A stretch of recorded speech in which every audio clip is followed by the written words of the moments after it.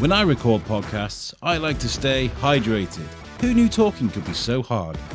My favourite drink to have to hand is Lifeline's Hydro OG. It's a tried and tested product for me. It helped me and my team complete a 24-hour podcast, giving us the edge that we needed to get over the finish line. So whether you're at the gym, on a bike ride, or just trying to get over that night before, Lifeline's Hydro OG has got your back. Each serving is stocked with all the healthy ingredients and vitamins you could ask for. There are a great range of flavours, and with each serving at only 18 calories, you really can't go wrong. Here at the Shrewsbury Biscuit podcast, we like to support local, independent companies and brands, and Lifelines is a product that I am proud to endorse. Go to lifelines.com. Now that's LYFELINEZ.com to find out more. Now, without further ado, here is today's episode.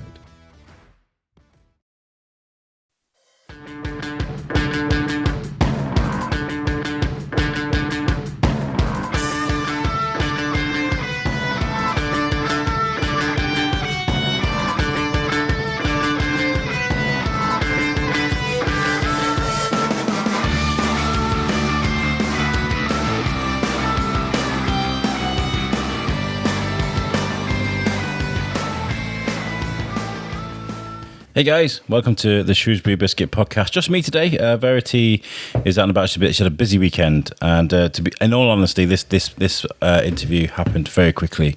We organised this quite quickly. I was taking a walk through town. I had Timmy in tow. I was taking pictures because I had this fun little game I want to play. This is going to go out in like 3 weeks' time, so I don't know if I've started the game yet, but I was doing things to make content in town, and I thought, do you know what? Right, it's a really good idea if I get us a library card, because we did the great interview with Joe Schumann and the guys from the Writers Lab, and I feel like we're going to start doing some work together soon. So I thought it'd be really ironic if I started doing some work with the library and I don't have a library card. So we went into Shrewsbury Library, and I met today's guest, who is signing books, his latest book, Watching the Wheels, amongst his other books too. And it's Anthony Brotherton. How are you? You all right? Hello, Alex. You okay? Yeah. Let's get that mic a bit closer to you. Just so. Is that okay? Yeah, it's perfect. Yeah. Met you by chance, signing books in the library. Yeah. We've just Watching the Wheels has only just come out, so we're on a bit of a book signing tour at the minute. Shrewsbury Library was the first one. We did Telford Library yesterday, and we've got another couple, one in Ludlow next Saturday, and then we finish at the Shrewsbury Museum the following week. How does something like that go? Because I talk about like when you create expectations for yourself a lot, especially because like I suffer a bit from social anxiety and a few issues, like when it comes to, so we did a thing at Wellington Orbit about content creators all turned up, and people would do talks, and they asked me to do one. I was kind of like, oh, that's great, but what if no one turns up, and you put that expectation on yourself. When you do a book signing and you're like, I'm going to be at a certain place at a certain time, what does that feel like? What's going on in your head psychologically? Yeah, I mean, if I'm honest, the worst bit about being an author, I think, for me, is the promotion side, the marketing side, because I'm not naturally kind of, extrovert in that sense. I think a lot of authors suffer from that. They spend an awful lot of time on their own, sat on laptops writing stuff for hours on end. And then you get to the stage where you're having to promote and market the book, and the publisher kind of says, well, get out there and, get into the crowds now and meet everyone and sell it for us. So that doesn't come naturally for me anyway. So there is a little bit of anxiety around that. And in terms of the actual event itself, you're never too sure who's going to turn up on the day. I mean, we've been fortunate with this in terms of the businesses in Shrewsbury actually taking posters, and we've left bookmarks all around the town. But you never quite know who's actually going to show. There may be a few people that we might know of in advance, but you're never too sure. I mean, the one at Shrewsbury Library actually turned out to be really good. We had, I think we had 5 or 6 people who just came into the library. They hadn't seen the advert. They were just in the library for whatever reason, and then they came over, had a chat, and you know, it was kind of by chance that they found us. How do you when it comes to you know, say when you got a book signing and you got to promote it, whether it's on social media, posters out in town, how do you stand out from the crowd when it comes to, because you know there's lots of music events, there are other authors doing their things, and there's lots of things going on in town. How do you stand out? How did you manage to do that? I've got a good publisher, so they're quite good at providing materials for that. So you know, things like the pull-up banner that we've got there, that's quite striking as you walk into the book signing event. So that immediately people know there's something going on when they see that banner. The book cover helps. I mean, having an attractive book cover that I love black on yellow, black on yellow. Them dynamics, they work really well. Yeah, we did. What do we call? It was for USUC. What's the difference? Me and Tom Bruner did, and I love the yellow and black sort of stamp. I just think it stands out. It's really striking, isn't it? Yeah. It seems to be in vogue at the moment as well. So and I think the other thing is use of social media. Obviously, I mean, you can't ignore that these days. That's so we've got a presence on Twitter, Instagram, all the usual places. We've just discovered TikTok, so we're experimenting with that at the moment. TikTok's fun. I misunderstood TikTok, especially during the pandemic, because there's lots of people bored doing dancey stuff. I was like, you ain't going to catch me doing no Macarena or anything on TikTok. But we've reused I recycle a lot of my content, so I'll take a snippet of the audio from a podcast and dress it up for TikTok and release it. People enjoy that, and there isn't a moment that goes by where I'm not doing something stupid, so I'll put that on there as well, you know. So it's fun, isn't it? Yeah, it is fun. Yeah. We've we've only just discovered it really, but over the last 3 or 4 weeks we've been putting stuff out there. How have you been utilising it then? Because it's obviously you're an author with a book. I mean, have you had people reading, or you've been? So far we've just been experimenting around the book signing events. So it's just getting videos out there of the book signing events as they're happening. Saying a little bit about the venues you're at. Shrewsbury Library is an interesting venue in itself. So talking about whatever you can in terms of the buildings that you're in. The kind of history of those buildings, the Darwin connection, obviously, with the library there.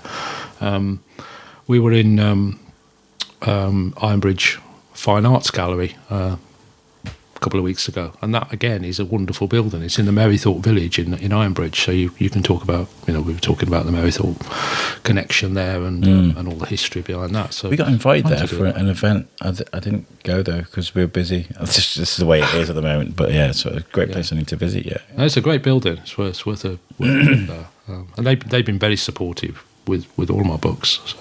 Yeah, and this is what I was going to lead on to really when it comes to Shropshire and writers and authors. I mean, we spoke a great deal with Joe about the Writers Labs and how that's kind of progressing. That seems like that's growing. From what I gather, from what I spoke to Joe about, and seeing the progression of the book that you guys, the Writers Lab released, collaboratively, and the writers that are coming out of it as well, that are working with that as well. It seems like that seems a bit of a good momentum. Absolutely, yeah. I mean, I've been part of that Writers Lab since the beginning. So. When Joe was looking around for interest in terms of the first meeting for that lab, I happened to be in the library one day and started to have a conversation with him, and suddenly you're on board. Stephen Palmer being involved, that's a huge coup for Joe at the start. I think he came on the Shrewsbury Biscuit in our first year. I'm sure he did. Yeah, Steve Palmer. Yeah, he's very good, and he gave us he's a well-established author over many years. Going back into the 1990s, I think he had his first book published, kind of early 90s, maybe even end of the 80s. So he's got lots of experience as an author. Yeah. And having him on board was great. He chaired the meetings for the first 2 years of the lab. Yeah. And having Joe there, I mean, he's so enthusiastic, so knowledgeable with his journalist background, and he's got lots of connections, lots of networks that he can tap into. So I've found that really, really helpful. So I've been a member of that lab. Unfortunately, he's moved on now, so that it's kind of a transition time for the lab. Yeah. I'm also a member of the Originals Writers Group. So okay, so I've been a member of that group for a few years now, and they're great. I mean, you've got a mixture there of prose writers and poets, so there's a lot of... we go along third Tuesday of the month. We're at the library now in Bridgnorth, and it's all about critique, so taking along extracts of your writing, and people will give you really good feedback, critique on how to improve. I found that really helpful. I applied for a job as a writer. I'll apply for anything, right? And there was a job going for a well-established, I won't say the name, but well-established geek article website, and I thought, oh, why not? Why not? So I wrote a draft and sent it to Violet Fenn, who's a good friend of ours, well-known author in Shropshire, and she critiqued it, and I was like, oh my God, I can't believe I'm going to send this to... And she was like, it's actually really not bad. She was like, we use the word number instead of the number, and an ampersand comes after a name, not a... Right. Okay. Not a thing. And I was like, okay. But she was like, it wasn't too bad. But I felt so bad. Like I felt like really put myself under a lot of pressure, sending something that I'd written for someone else to read. Yeah. It's a weird feeling. It is an odd one. I mean, I think it depends on how that's done and how it's presented back to you. But I think if you're doing that with fellow authors, they know your pain, so they know how to say that in such a way that it's not going to offend you. And you know what? Over the last couple of weeks, I have realised I need to start writing a bit more. I feel like maybe you see monthly newsletters and things like that. I feel like a bi-weekly sort of article that we can release on the new website we're going to be building eventually at some point, to go along with podcasts with a QR code where people can scan it after they've read what they've read. That goes into the podcast. I think that'd be really, really good for the biscuit. I think that... So I need to sort of flex my muscles a little bit. So for someone like me, who's like, maybe I'll try a little bit. Writers' labs and writers' groups are a good thing to be a part absolutely, of. Yeah, I'd absolutely recommend that. I'd say I've benefited massively from being part of both of those groups. And I say you get the connections out of that as well. So there's authors that I've met through Bridgnorth Writers Group, for example, who I can kind of have a coffee with in town and have a chat with outside the group, and with Joe, even though he's moved now, he's moved off to Liverpool. He's going to be editing my next book. He's already started work on that with me. So I've got a second collection that's at second draft stage now, and Joe's been the editor on that one, and he'll carry on being the editor until we get that published. So I wouldn't have had that connection without the Writers' Lab.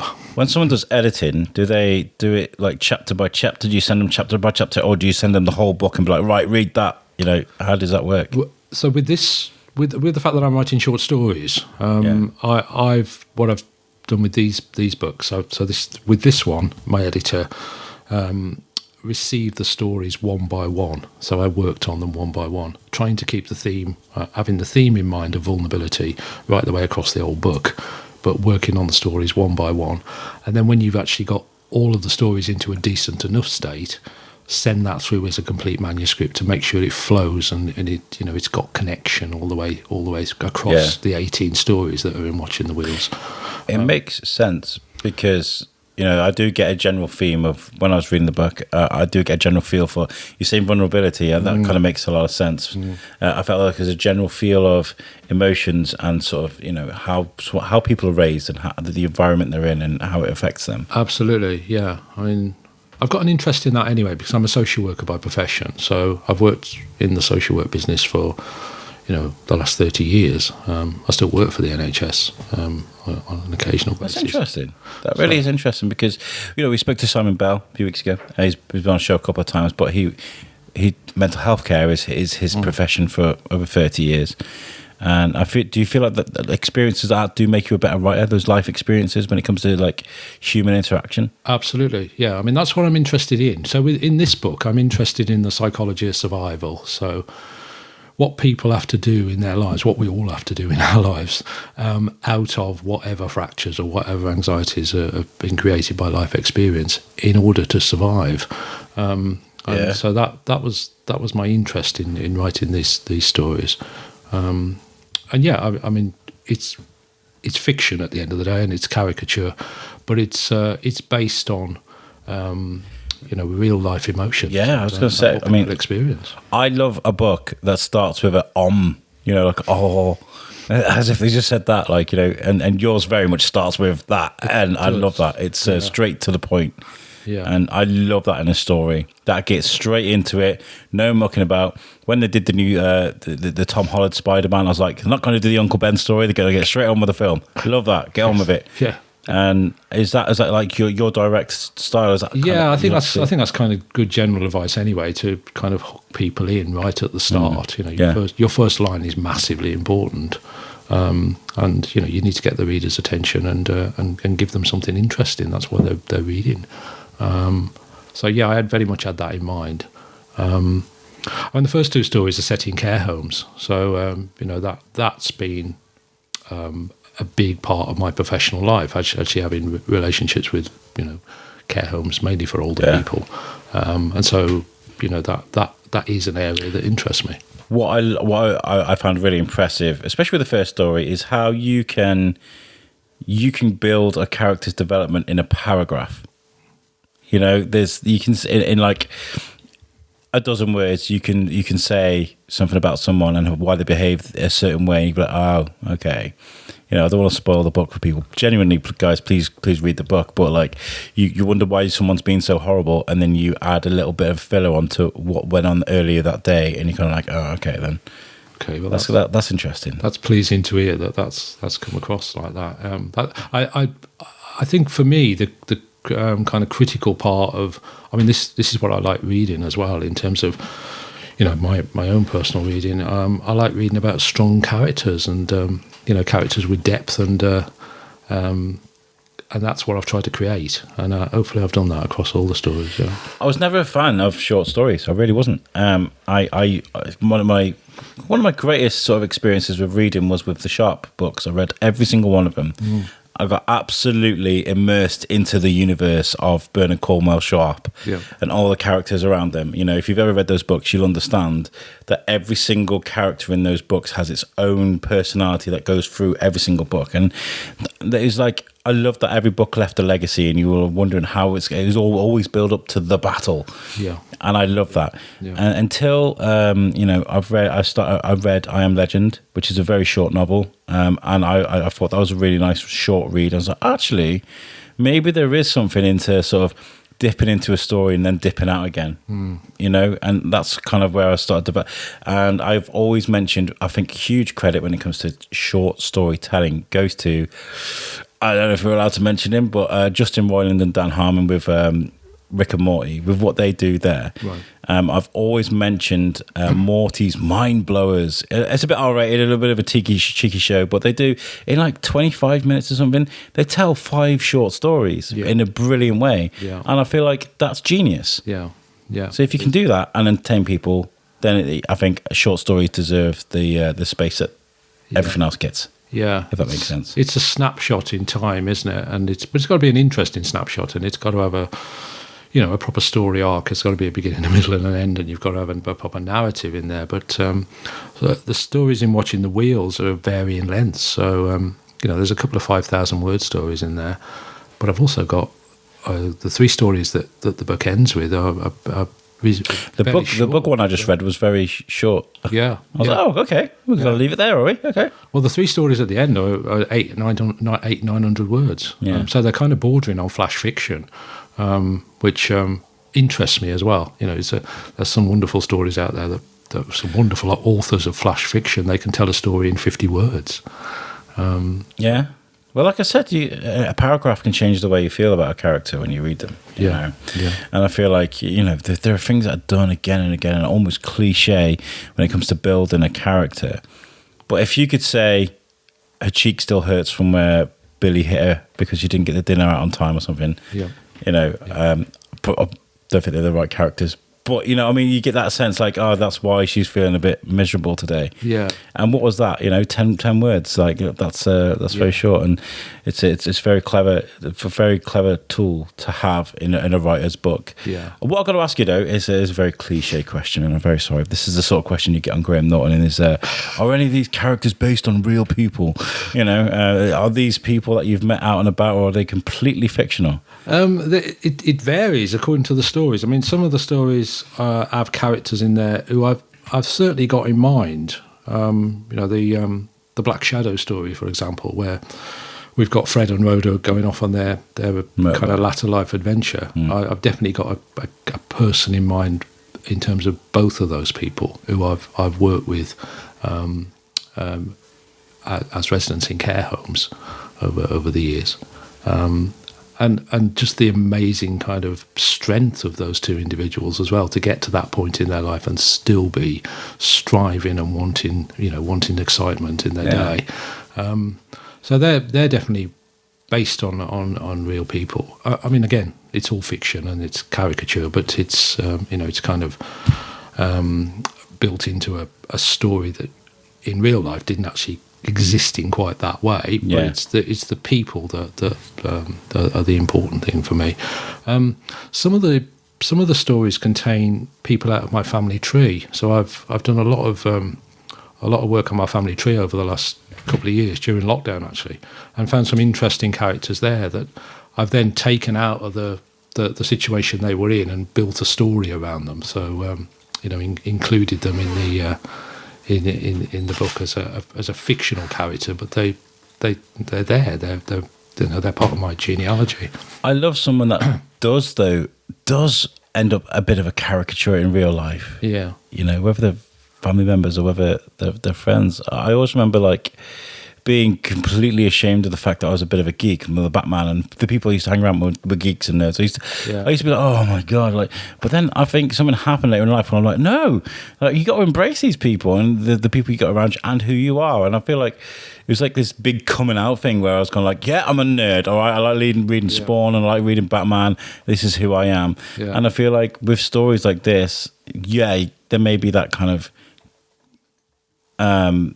when you look at a character and you think, oh, it's a bit of a caricature. But I remember I used to work at a casino and I was the assistant manager there. And there was this lady that used to come in and she was rude to everybody, but in a really funny way. Like if you asked her, she'd be like, let's say her name was Sue, all right? It's not, I'm going to call her out, but she's probably not here now, but I'm not going to do that. But I'd be like, all right, Sue, and she'd be like, hey! Like she'd get right and you're like, what? Where's my coffee? And I used to think that was so beautiful. And I'd do the bingo. I'd call bingo. Yeah, yes, guys, I used to call bingo. That's where I first found my voice. I'd be like, right, Sue, if you win again, you're buying us all around a coffee. So, right. And she'd be like, hey, you can hear her from the distance. I love that. Yeah. And as soon as you've got that kind of hook, you've got your character, haven't you? You can build on that. What you've got to do then as an author is put a story around that, which is not straightforward. But so one of the characters I've got in the book is Miss Denny and her captain. That's based on my 2 times great grandmother, who we originate from Barnum Broom in Norfolk as a family, which I've only found out about a couple of years ago. And the reason we finished up in the West Midlands is because she jumped on a narrowboat when she was 17, lost both her parents. She left her younger siblings up in Norfolk, and she came down to the West Midlands on a narrowboat on her own and set up a new life down here. Now, the story I've written is a romance story. She falls in love with the captain, and they have a romance. Not to spoil that for people, but it's that part of the story didn't actually happen. Yeah. But the character of Miss Denny, that's my 2 times great grandmother. So I've lifted her out of history and I brought her into a story. Set in 1848 on a narrowboat. How long does it take to because that is when it comes to taking someone out of your past and then dropping them somewhere in today's modern times with a different story surrounding them, how long does it take to conceive a story like that? Whether it's short, whether it's long, because you got these mental building blocks around these people. Yeah, with that one, it took a lot of research because you've got you're in the 1840s, so you've got to you've got to get the context right. You've got to get the the kind of clothing right, the language right, the way people would relate to each other at that point, the culture of that point in time. I had no idea at all about how narrowboats work, so that's a lot of research in itself. Yeah. I think there's a lot of people, especially around the world, that didn't realise that how important narrowboats were until they watched Peaky Blinders or something. Yeah, that's right. Yeah. The coal things going down there, the canals and stuff. Yeah, and it was the main way of getting stuff around the country, wasn't it? At that point in time, just just knowing how the kind of in the book, in this story, the narrowboat is actually pulled by 2 donkeys, and that's historically correct. It did happen. I mean, usually it would be shire horses that pull narrowboats, but just to know, well, what are the kind of practicalities of that? If you're on a journey from Norfolk down to the West Midlands, that's quite a lengthy journey. How do you look after the donkeys? How do you make sure the horses? How do you make sure they're shoed and fed? This is the interesting thing about life, you see, and this is I'm not Isaac Newton or anything like that, where simple things spiral onto amazing ideas. But I talked about on the show, I was just sat and I was just thinking, and I saw a bus go by, and I was thinking, every single person on that bus is going to go home to their own house, have they cook their own dinner, they got their own lives, their own parents, and it's a simple concept that just blew my mind at a weird time. And that's what I loved about the care home aspect of this. Is that we see the stories going on in the news where people are being suspended and places being closed, and there's investigations being put in, but you see that headline on a news story, and there is so much involved in that headline. All those individual people. And that's what I see you focusing on, is that these people have got their mind. The lady that had a stroke and she wants to flirt with the guy, but she can't because she can't talk. She's thinking that she wants to speak, but she doesn't want to draw, and she's torturing herself mentally. That is something that's quite beautiful to think about in a weird way. Is that everything is, once you magnify, when you magnify and magnify and magnify, is really important. It is. We've all got our own stories, haven't we? That's the point, and that's the point of the book, really. What we do every day in order to get through that day. One of the stories is about. So a lot of the stories are autobiographical. I mean, when I first left school, I was in the police cadets. So I don't know if you come across those stories yet, but there's a story in there of a police cadet being bullied by a gang of glue sniffers on his walk back to the train every night. These gang of glue sniffers pick on him and bully him. Now that's something that I know happened with because you're talking about police cadets who are 17, 18 years of age. They're not worldly. They're walking around in a uniform that a lot of people don't. There's some punk come on, arrest me then. Arrest me. Almost like targets. They haven't got any real powers of arrest or sort of stuff, but they still have to. Even though they've got the civvy coat on, they're trying to hide their uniform as best they can as they're walking home and getting their train home at night. It's obvious they're what they are. The clip-on tie gives it away, and the boots and the trousers.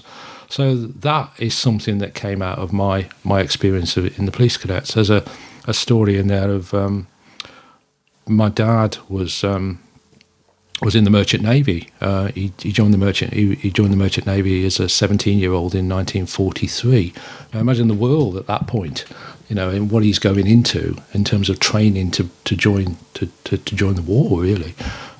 So there's a story in there called Sea Boys, which talks you through what I would think of as his fictional as his experience. It's all fiction, but as his experience of being in that training school. And we went down to as part of researching my family tree, we went down to the docks where his training ship was based in Sharpness in Gloucestershire, just to see where that ship was based, and kind of almost feel his presence. And that was quite a powerful moment actually when we made that trip. So that all then feeds into the writing when you get back in front of your laptop. Can your emotions distract you away from your research? Yeah, sometimes you can.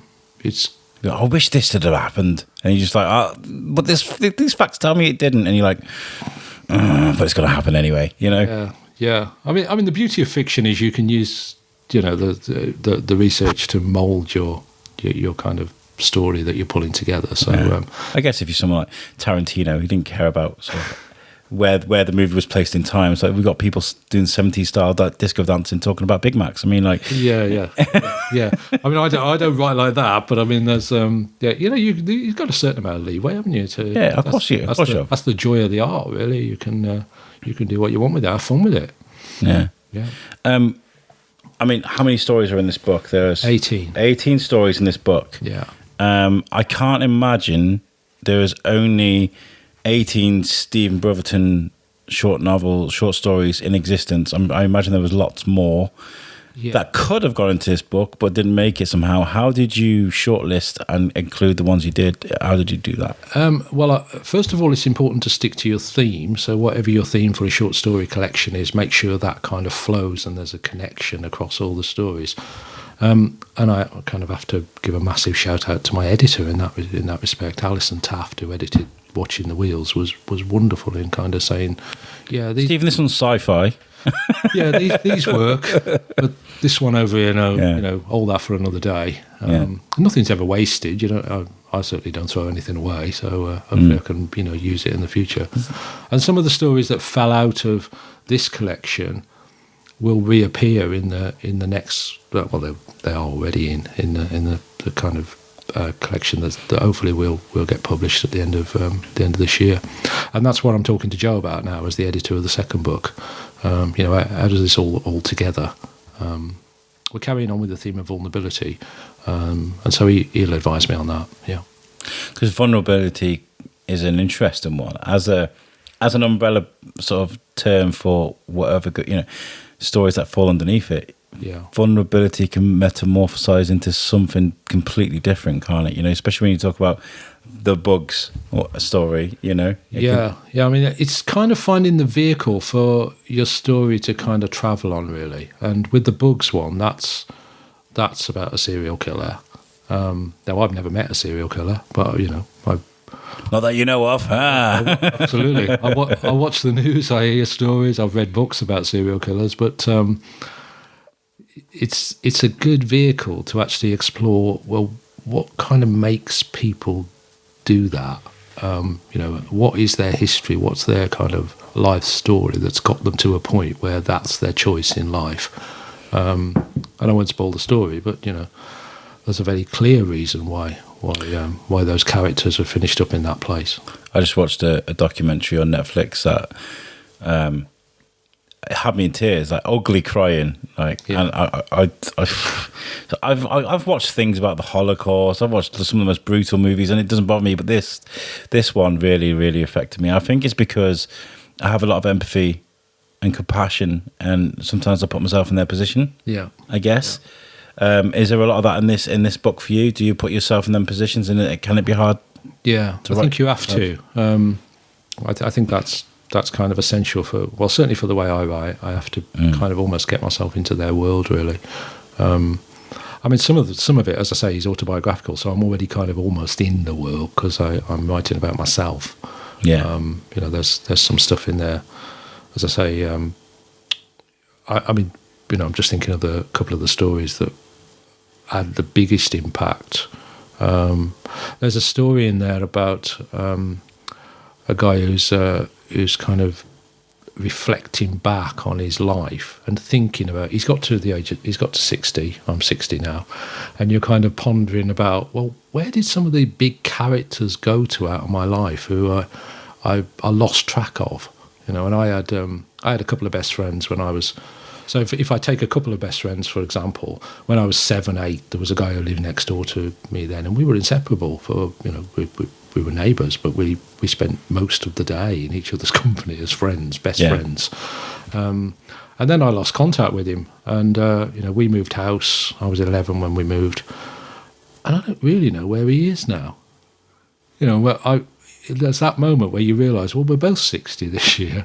Where is he? What happened to him? What was his life story? So if you're listening to this, the number to call is... No, you're right, though. This happens a lot, doesn't it, with people? And then the second guy was the guy who, when I moved house, I connected with someone, in that new area, and he was a best friend for 5, 6 years. I did get in touch with him on Facebook a couple of years ago, but our paths just kind of went in completely different directions at 17. And, that's a moment in time where you're properly connected, as children and as teenagers, and then suddenly it is no more. Or maybe the listeners, what they're hearing you talk about that, maybe you guys listening to the show, think about those friends that you had when you were 7, 8, 9, 10, that you used to go out and play with, and you haven't seen for decades, and they're definitely friends that I'm thinking about now, that I do have that effect. Yeah, Yeah. You know? I mean, the guy in the story actually, the way the story pans out, he's kind of got in his head the Stephen Hawking thing about parallel universes. That somewhere he's still connected. Or both of them are still connected as 7-year-olds flying kites. And that's an interesting kind of that. Step back moment, really, when you get to 60, but it's still up there somewhere in the universe, hopefully. Yeah, I love that. There was somebody said a joke the other day about have you seen the movie Everything Everywhere All at Once? No. I definitely need to watch this film. It's about multiverse. It's about a woman I don't spoil the movie too much, but like a woman who doesn't realise but the other version of her has created a multiverse. And she comes and she's like, "You've done this thing." She's like, "I've done a what?" And they were like, "It's the most award-winning movie of all time." And somebody was like, "Well, that's because they've counted the ones from multiple universes from all around." Well, that's really, really funny. Yeah. I love the idea of a multiverse. Yeah. It's something that they're kind of delving into more and more because it does get you thinking, doesn't it? What would have happened if I hadn't have stepped away from the curb? Crossroads. Yeah. What about if I'd have gone left instead of right? What would my life have been like?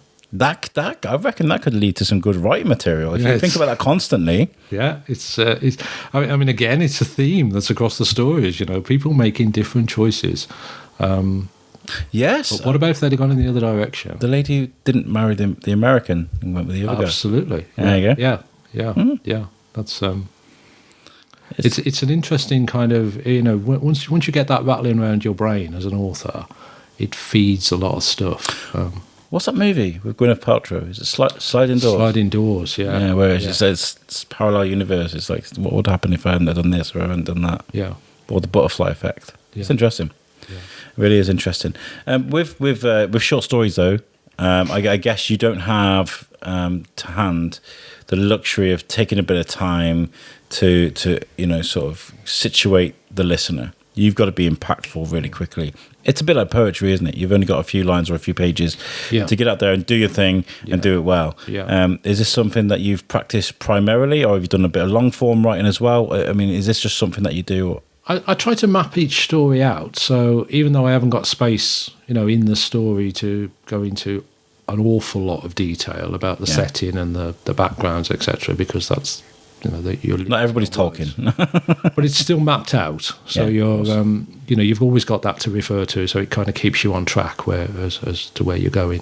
But it has got to be impactful. Yeah, you're right. I mean, that's so important in a short story. Yeah, I think one of the most impactful short stories I've seen on the film is that beginning of Up, the movie Up, where you see the kids make friends together and they all go for all the things, go for their life together. And again, I don't want to spoil it if you're not seen this 15-year-old movie, but it's such a beautiful short moment in movie, and it is a short story, but it has you in tears by the end of it. Is there anything that you've seen on your travels that kind of inspires you, things like that you may see and think, I want to do something like that? Yeah, I mean, I'm inspired by other authors. Other authors. I'm putting myself in the same category as some of these. You're an author. I see your book right here. This means you're an author. But authors like Mo Hader, for example. I mean, if anyone's out there and then they want to have a go at reading Mo Hader books and they're interested in detective fiction, then I would absolutely recommend those books to people. Just start on the first book and have the joy of working your way through with all those wonderful characters that she creates. Clive Barker's another one. I mean, I love Weave World. If you've not read that, again, Clive Barker makes the point about it's always kind of arbitrary about where you start a story. There's no such thing as the beginning of a story, really, or the end of a story. You make that choice as the author because you're always jumping in, aren't you? There's always another story behind the story. And it depends if you want to take yourself seriously as well. There's always that cliche, hi, this is me. You may wonder why I got in this position. Well, let me tell you. And then you go back to the front of the story, I like things like that. I think it's good. I think you've got to be able to not... See, this is where I would struggle as a writer. We were talking a bit about this around the kettle talk. And I was saying, with this book idea I've had for the last forever, I have imposter syndrome, right? I have a serious issue with accepting that what I'm doing is good, right? I'm criticizing myself as I'm doing it, and that's a lot for a lot of things. I feel like you've got to be in a certain headspace when it comes to writing a book and releasing it, and go for the trouble of finding an editor and getting the art for the doing all these things, and you got to be able to take yourself serious as a writer, haven't you? I guess. Yeah. Or am I wrong in saying that? Because I guess there are people with imposter syndrome that write, but I imagine it's really, really hard. Yeah, I mean I don't think. Well, I'm going to speak for myself, but I don't think that'll ever leave me. I feel as though, someone's going to find me out at any minute. Really, I'm just what am I doing? Gotcha. What am I doing here? I can't write a word. Did you just use spell check? Yeah, but yeah. But I don't think that. I think for most authors that's kind of there. We're just getting reviews coming back on watching the wheels. I mean, fortunately, they're going really well. But some of the reviews that are coming back, you're kind of reading. I mean, some of them have been really, they're varying standard, but some of the critique has been fair enough, really. And it does kind of it certainly drives me to have a think about, well, should I have written that story in that way? Should I have written it in another way? Because basically, one person's come back and told me that they would have preferred a different approach to it. And I think that's kind of all part of the vulnerability of being an author. You kind of have to kind of get used to the fact that you're not going to please everyone. I guess people when they read stories, or whether they watch movies, or how they take in that story, different tastes, they create their own narrative sometimes, don't they? Yeah. And like I do remember the first Jack Reacher book was written in present tense. It was I did this and I did that. Yeah. And the second book was past tense, and I was kind of like, what made Lee Child just suddenly decide to go from I was in a police station, it was dark, it was damn, to he was in a police station. What makes somebody do that? Because I feel like sometimes people want to be that person. Yeah. So that present tense, I did this and I did that, kind of helps people, doesn't it? And I noticed you swapped and changed a little bit with that, didn't you? Yeah, I quite like. I like to use present tense where I can, but sometimes, especially when you've got 3 or 4 different characters, it's more straightforward to use the past tense then. For me, anyway. I mean, I had that as a massive choice with my novel, which was Fractures, Dreams and Second Chances. That's been out a couple of years now. That's autobiographical. But there's 2 main characters in that, and I've presented both of them in first person. And so, interesting. And both of them. Both of them. Okay. And so it's written almost as a kind of almost as a diary from each of their perspectives. It's a love story, and it tracks them through time from their each other's first love when they're 17, and then they lose contact for 35 years, and then they kind of come back into each other's life. So the story's about the original love affair, why they broke up, what's happened to each of them separately during the 35 years that they run in each other's orbit, and then what happens when they come back together 35 years later.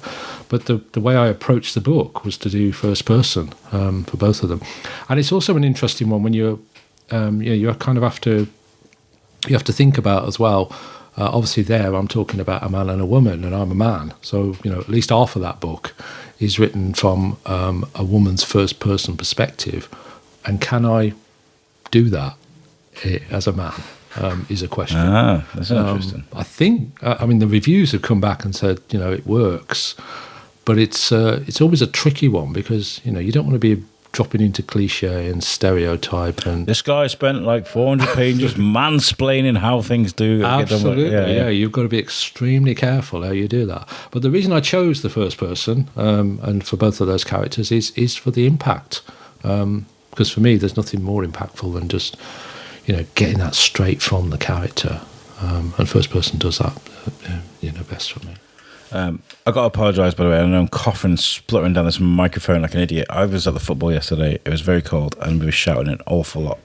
So I pulled my throat out a little bit. So I'm kind of struggling down this microphone. But I feel like we talk about what I like to do, to distract myself away from my creative side, my audio side, my productions and stuff, is the football and movies and stuff. What do you do to recharge? I mean, when it comes to writing stories, when it comes to writing, you're there in it, you're in the zone. You've got to be able to switch away from that, right? Yeah. I mean, I read a lot. I mean, there's a lot of reading goes on. I think you've got to read as an author to kind of and read a lot of different genres as well to kind of get the broadest possible experience that you can. But yeah, we do all sorts. We're a member of a gym. We went to a gym session this morning. That's a good release. We're doing a walk for Alzheimer's Society in July, and that's raising money for research into dementia. So that's a 26-mile trek across Brecon Beacons. So we've just started training for that, and that kind of drags us into the gym to work with the PT on that. So that's a good release. It's good. It's good that you find things to do together. But do you write yourself, Trace? No, I don't write. No? No, nothing more than a shopping list. So I always have a lot, because my wife is amazing at what I do, because we had 2 events yesterday. We constantly here, there, where we've got people come around to do interviews. Honestly, it's like a full team job. And she doesn't have to do that, but she goes, yeah, okay. All right, Whiteley, let's go, and I can't thank her enough for that. So being with someone that's creative and following the journey and being supportive, hats off for you for doing that, because you give them a license to be a writer. Yeah, absolutely. But what is it like to see this progress, to see the successes, and to see everything that's happening around him? It's really interesting. There's a lot of highs and a lot of lows when he gets really embroiled in the stories and the characters. The impact that has him as a person. Sometimes it's really interesting to see him go on that journey, but he finds it a real cathartic experience.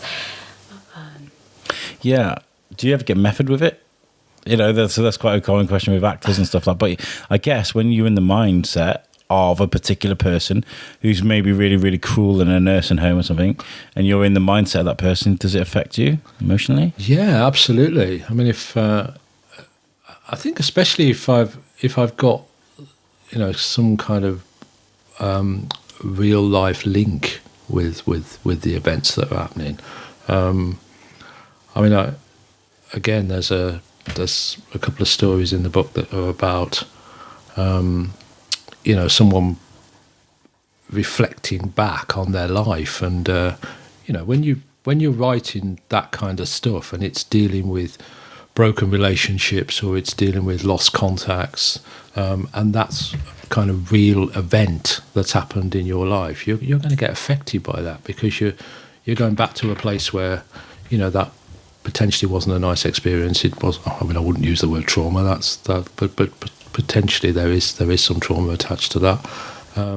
I guess the biggest thing that's affected me and I've used the writing to as Tracy says, as a cathartic experience, really, is I was 7 when my dad died, so that had a huge kind of impact on my childhood, and and I think it's kind of set my psychology for the rest of my life, because that's the time that you are kind of formed, really, at that sort of age. So if something that traumatic happens when you're that age, you're going to live with that, and that has affected how I kind of approach life. It affects the way I relate to other people. It affects my feelings about loss and about.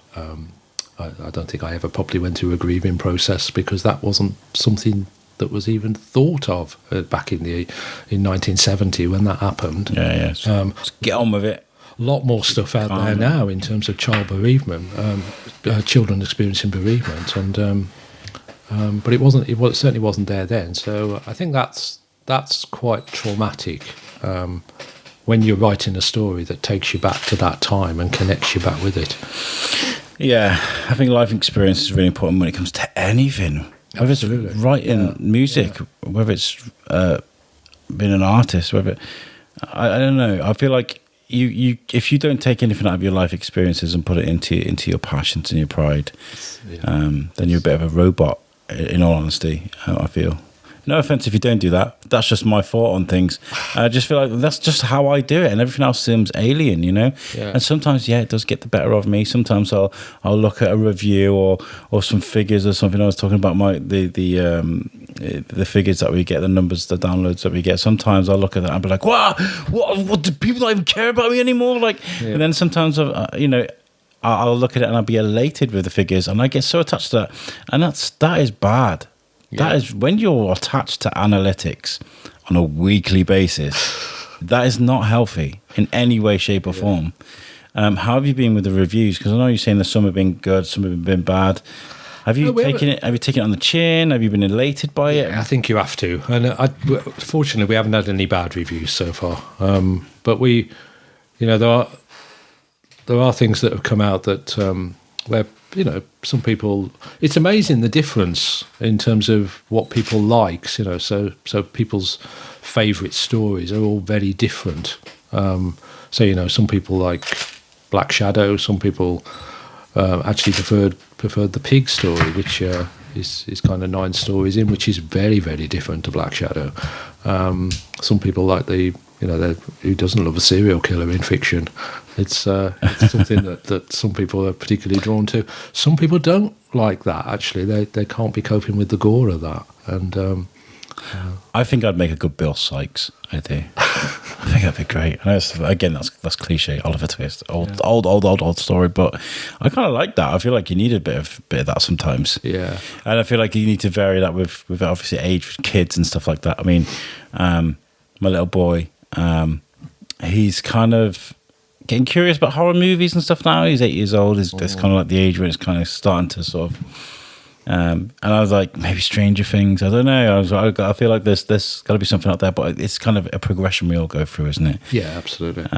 Yeah. And I feel like sometimes that just becomes a passion for me. I know people absolutely love horror movies. I'm very lucky enough to be friends with Mick Strawn, who makes horror movies, and that's his life. He loves that sort of thing. Yeah. And I again, that's not my life. That's not kind of what I get, but I understand it. Yeah. The 18 stories go across. One of the things that's come across the reviews so far is, I think, the kind of recognition that they do go across a number of genres. And that's good. There's a variety in there that people like. The downside of that is that there are going to be some stories that don't suit.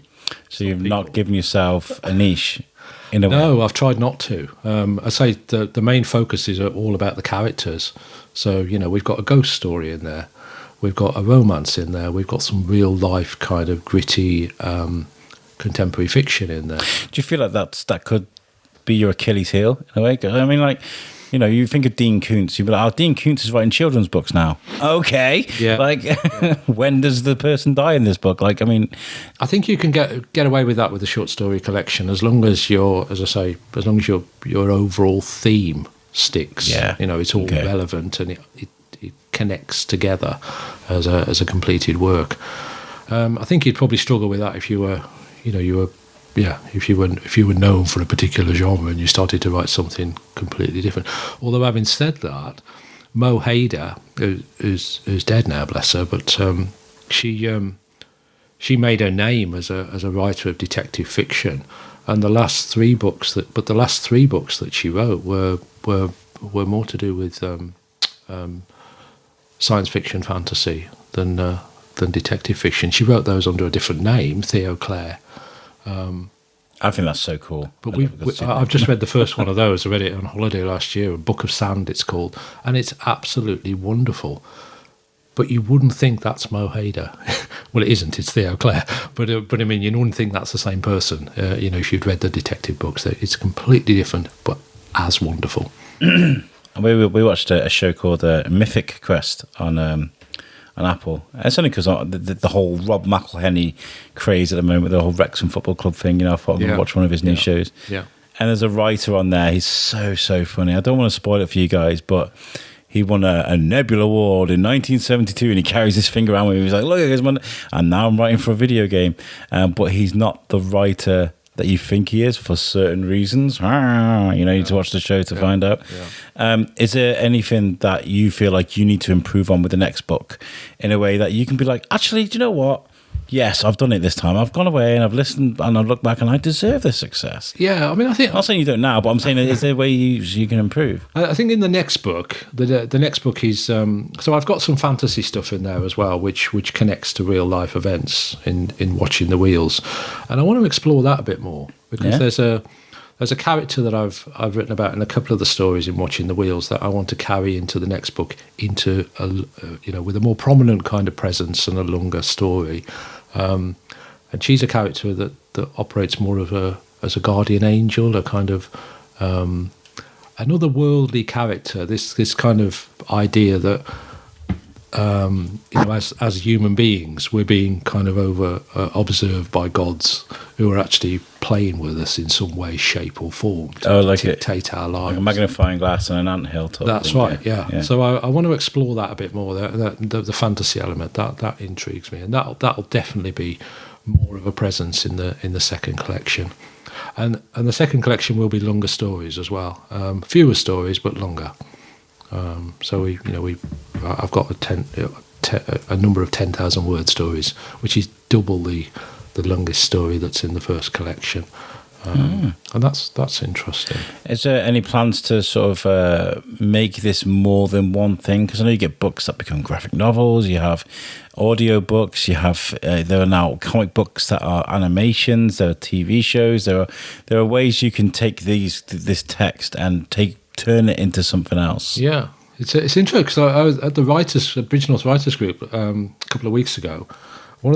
I read a piece out that part of a story that I'm going to put in the second collection, and this writer came back and said, well, the kind of detail of the way you set the scene of that particular situation there, it kind of almost lends itself to a painting. And we've got artists in the writers group as well. And one of the artists put out and said, well, it might be interesting to talk about that. Create that scene, because the detail is kind of, so kind of vivid. Do an audio drama. Yeah, possibly. Yeah. That'd be good. Yeah. I can imagine you have some fun with that. Yeah. I did wonder about an audio book this time around. I've never done that, but there is a kind of e-version of this and along with the paperback, but I've never done an audio version. And again, short stories you'd think would lend themselves to audio books, kind of Jackanory sort of effect. It'd be perfect, wouldn't it? Yeah. Especially if you had like a number of different voice actors that lend themselves to a role in a different particular way. Yeah. Well, if you ever need a voice actor, I'll be here.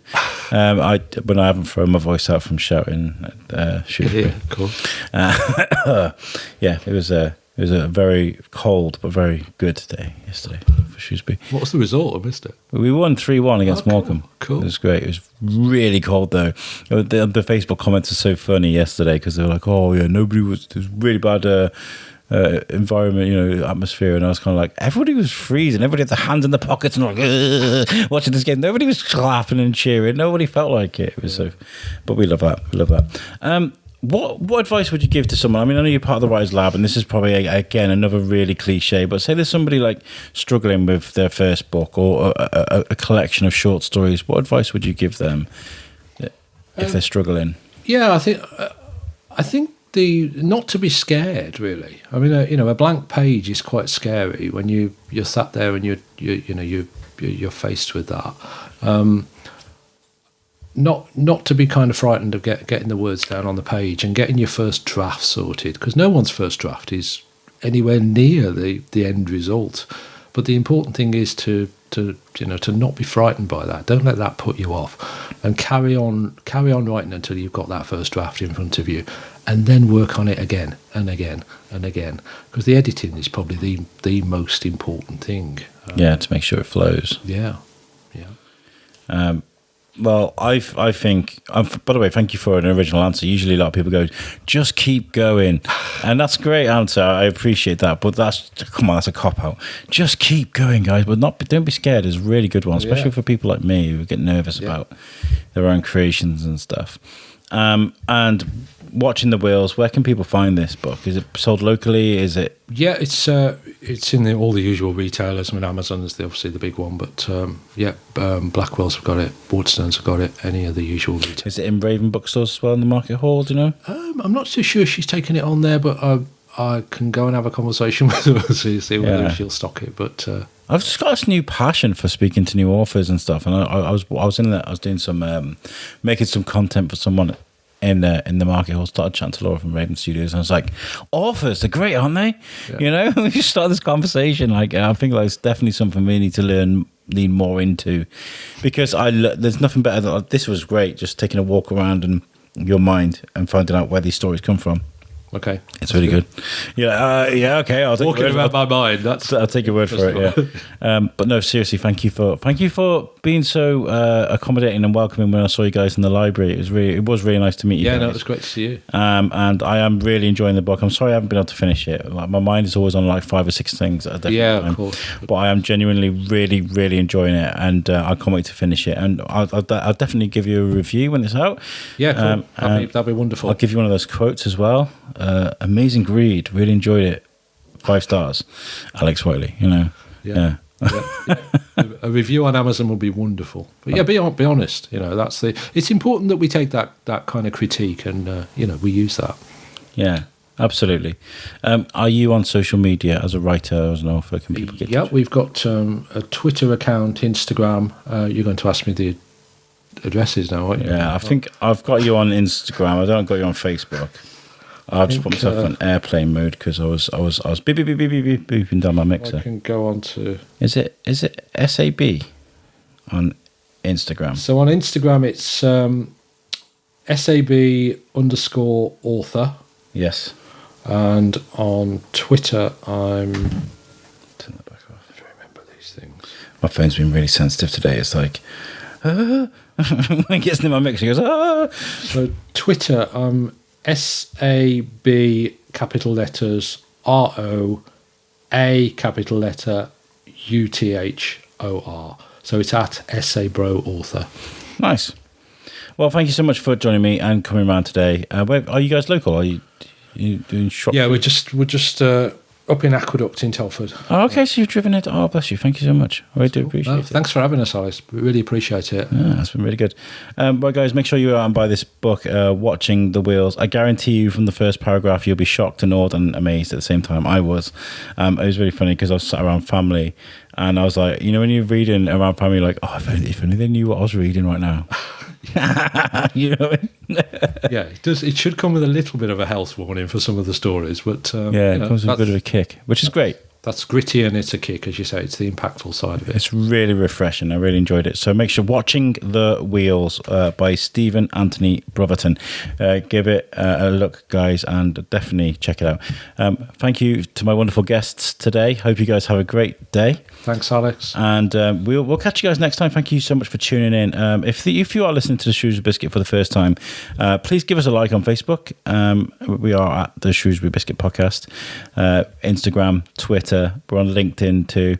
And if you like this podcast, give it a review. 5 stars is great, you know. It really does help. It really does help us.